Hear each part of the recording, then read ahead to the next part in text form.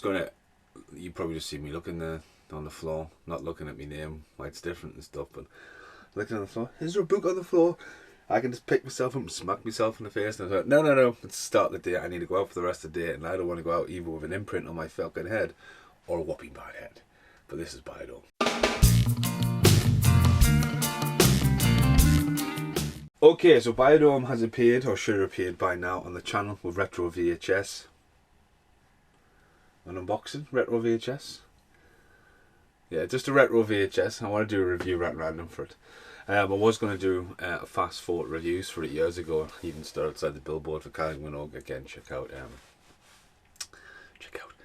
I've got a sore throat coming on badly.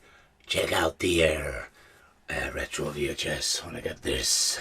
This is Biodome. Now this is Biodome big box. Fuck you, David Rowell. Fuck you, David Pearson. Because this is like an ex-rental, and this was highly sorted after as a younger kid. Everyone wanted to borrow it. It's a very stoner film. Lives up there with stuff like Cheech and Chong. How High, that kind of Friday, like them proper stoner buddy comedy films. Now Pauly Shore, I've got great passion for Pauly Shore. He's really funny. I never realised how camped a Pauly Shore acted until I was watching this again last night, and I was like, yeah, he's probably ahead of his time. It's great to see him on tour and stuff like that. Can't remember the last film I actually seen him in, but he's been in stuff like Jury Duty. I can see that from here. He was in California Man or Encino Man, as you would call it in America. Did Son-in-Law.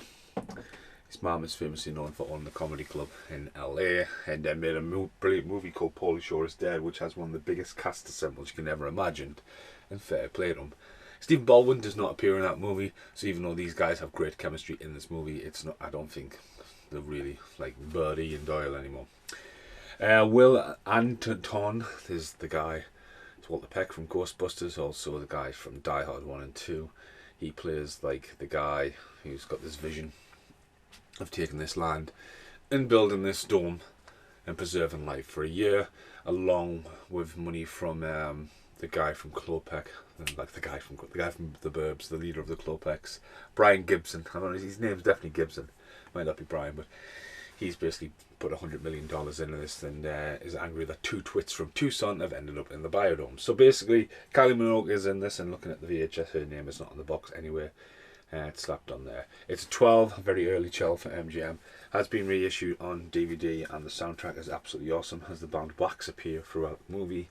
So the synopsis of the movie: squeaky voice, a girl from Chasing Amy and her girlfriend want to go in for Earth Day and want to go and pick up some litter. Bud and Doyle rather free the mahi-mahi on the fucking sofa, and to get out of it, Bud smashes Doyle in the head with a book. And there's a bit of a watch it.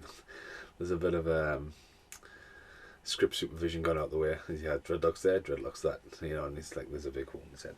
So anyway, they go to find them to Vasquez Lake. Have flashback memories, realise that girlfriends have played a trick on them, and then they end up going to the mall on the way back. They think it's a mall. So there's a lot of JFK references in the grassy knoll as Bud and Doyle using firecrackers enter the Biodome. And then Bioteam 5 go in, and basically they lock themselves in, and Bud and Doyle waving, and they can get them out of there, but they can't. Sherman Tank would take it to knock down the door, even though they forgot to mention that there is a key in the back door still later on, which is a plot device later on. So Bud and Doyle are in there, and they basically haven't realised that they're going to be in there for a year. It's only made for 5 people, and basically just cause carnage. Get to know Kylie Minogue and her counterpart quite well. Tenacious D pop in this to save some trees. And very early on, Tenacious D, the bad guy, who's called Milo, like the cat, from Last Boy Scout, is in here. There's a couple of familiar faces. There's an amazing bit where it makes no sense, but there's an amazing bit where Bud and Doyle bungee jump from the top of the Biodome, which is really, really funny. The soundtrack is amazing. I have the soundtrack. It's filed down there. Some brilliant music cues. Doesn't have all the best music from it. There's some classic tunes on it. There's a bit, I think there's a bit where we can dance if we want to. We can leave. There's a great bit where we'll get them out with music, and there's a fucking leprechaun appear from somewhere.